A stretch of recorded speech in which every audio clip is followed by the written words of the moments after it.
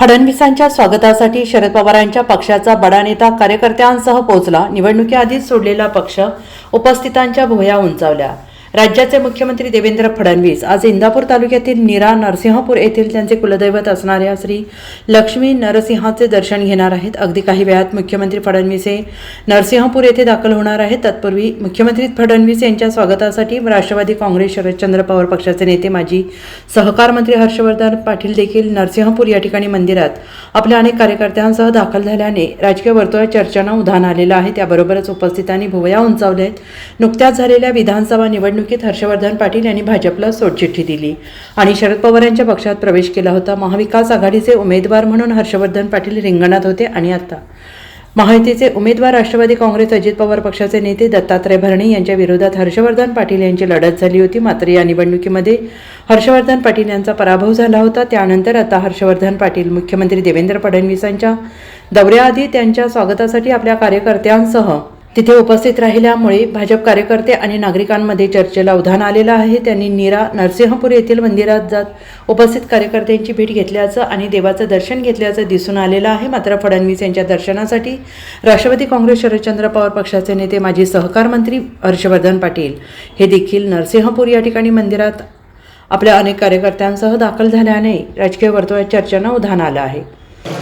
राज्याचे मुख्यमंत्री प्रथमतः मुख्यमंत्री झाल्यानंतर दुसऱ्या टर्म आज ते इंदापूर तालुक्याच्या दौऱ्यावर येत आहे. त्यांनी खास करून त्यांचं हे कुलदैवत आहे लक्ष्मी नरसिंहाचं आणि आमची पण सर्वांची खूप पिढ्यानपिढ्यापासूनची श्रद्धा आहे आणि आमचं पण हे दैवतच आहे.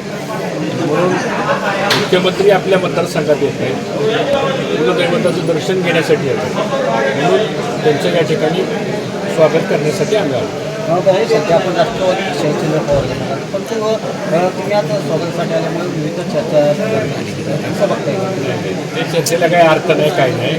प्रोटोकॉलप्रमाणे एखाद्या राज्याचा प्रमुख ज्यावेळेस येतो आणि आज गणेशाने मी पण इथंच होतो त्यामुळे आम्हाला सकाळी समजतं की ते येणार आहेत.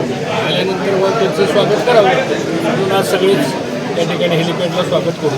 बाकी त्यांचा हा खाजगी दौरा आहे, देवदर्शन आहे. त्यानंतर ते मला वाटतं पुढं मुंबईला जाणार आहे. काय राजकीय विषयांवरती चर्चा होणार आहे? राजकीय विषयात चर्चा करण्याचं हे फोरमच नाही. आज ते येणार आहेत, ते त्यांच्या कुलदैवताचं दर्शन घेण्यासाठी येणार आहेत आणि इंदापूर तालुक्याचं आमचं सगळ्याचंच कुलदैवत ही लक्ष्मी नरसिंहाचं आहे. त्यामुळे ते येत असल्यामुळं स्वागत करण्यासाठी आम्ही सर्वजण ते अनेकशा मुख्यमंत्री झाल्यानंतर पहिल्यांदाच येत आहे तिथे ते स्वागत करण्यासाठी आम्ही आलो. तुम्ही तुमचे कार्यकर्ते मोठ्या संख्येने उपस्थित राहिल्यामुळे वेगळी चर्चा होती. कार्यकर्ते आता आम्ही येणार म्हणल्यानंतर कार्यकर्ते येणारच. मी स्वतःच कार्यकर्ता असल्यामुळं मी काय पुढारी नेता नाही आहे. त्यामुळे कार्यकर्ता मी असल्यामुळं कार्यकर्ते बरोबर असतातच. काय तुम्ही भाजपच्या जुन्या कार्यकर्त्यांना देखील भेटलेला आहात, काय नेमकी चर्चा झाली? जुने काय म्हणजे ते काय आमचे दुश्मन वगैरे काय राजकारणामध्ये वेगवेगळ्या पद्धतीने तो प्रत्येकजण काम करत असतो.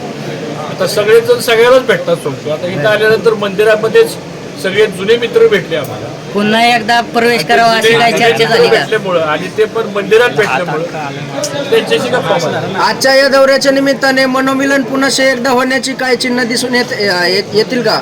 मला असं वाटतं तुम्ही आजचा हा कार्यक्रम जो आहे हा त्यांच्या दृष्टीनं हा धार्मिक आणि ते त्यांच्या कुलदैवताचं दर्शन घेण्यासाठी येत आहे. उद्या गुढीपाडवा आहे. आपल्या मराठी संस्कृतीप्रमाणे उद्या नवीन वर्षाची सुरुवात आहे आणि नवीन वर्षाच्या सुरुवातीच्या पूर्वसंध्येला राज्याचे मुख्यमंत्री त्यांच्या कुलदैवताचं दर्शन घेण्यासाठी मला असं वाटतं की हा दौरा. Bureau report SBN Marathi Indapur.